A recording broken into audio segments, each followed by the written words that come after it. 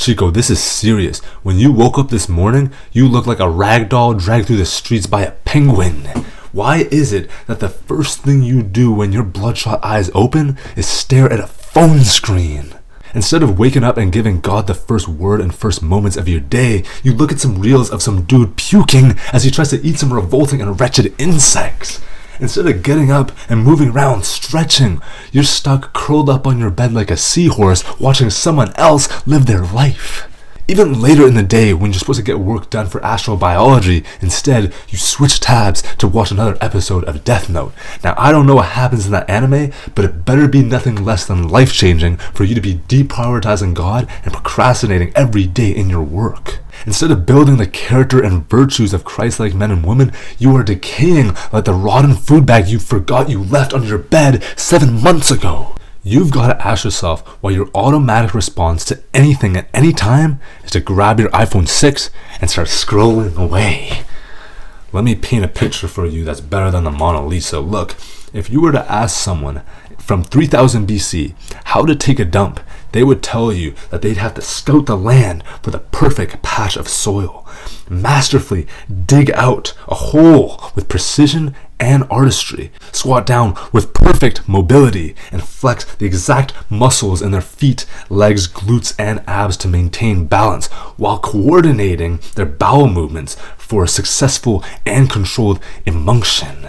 Then they'd cover up the hole and move on with their day. Now, if you ask someone in 2024 how they take a dump, they won't even be able to tell you. Why? Because they sit on a toilet and just pull out their phone for 30 minutes. They're not even mindful of pooing. We'd save bear hours every year if we didn't bring our phones into the washroom.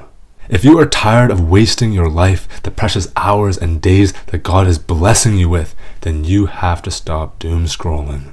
When you grow up and become an old man or woman, there's really two possibilities. You're either a grumpy freak that screams at the children at the park, or you become the sweetest, most kindest, and most generous elder for the entire village.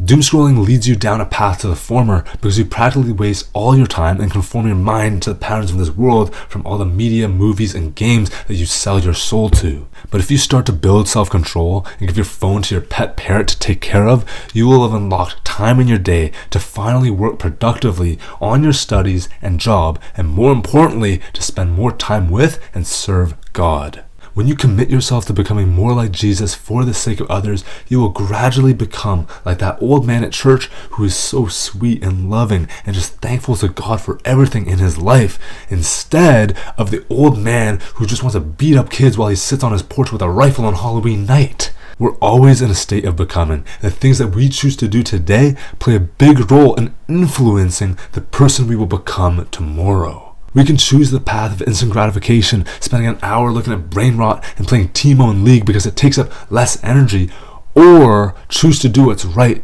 even if it's hard in the moment. I want you to think of an old man or woman that you know that is still vibrant in their faith. This is kind of rare because a lot of older Christians lose their flame and get stagnant like your toilet water after you clogged it, but try to think of someone that is still virtuous. Consider their character, their virtues. What is it about them that draws you towards them besides their pleasant aroma? What is it that you see in them that points you towards Christ? Is it their kindness, or their generosity, or their compassion or hospitality? Observe them like a spy and take notes. Write down the actions they do. Maybe you notice that old man Derek is a man of generosity. Whenever you see him, he stops and takes time to talk to you and catch up. He's generous with his time. And he even buys you lunch or a coffee when you ask to hang out with him. He's generous with his money.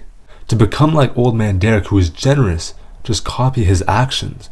Maybe you have to go and talk with a friend that you normally don't talk with, giving them your time and energy, freely giving them money so that you can buy them a meal or a snack when you're hanging out with them. Instead of wasting time doom scrolling, you can be learning from others who are legends in the faith, copying their Christ-like virtues, and in so doing, you can become more like Jesus for the sake of others. Because at the end of the day, you can become more like Mr. Beast, whom you're binge watching and whom I've heard has fallen from grace, or you can become more like Jesus when you're thinking about and imitating him and his faithful servants.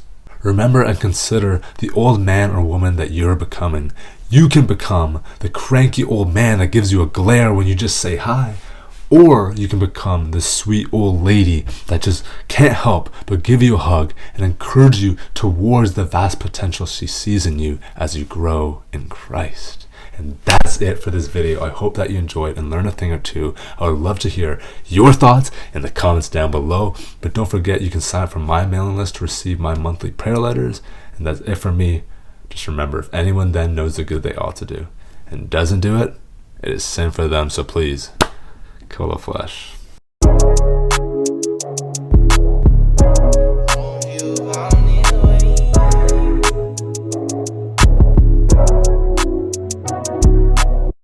Phone up, girl, I need to go silent. Hold on, need to see outside. Been so long since I let them slide. Emotions showing up uninvited. Phone up, girl, I need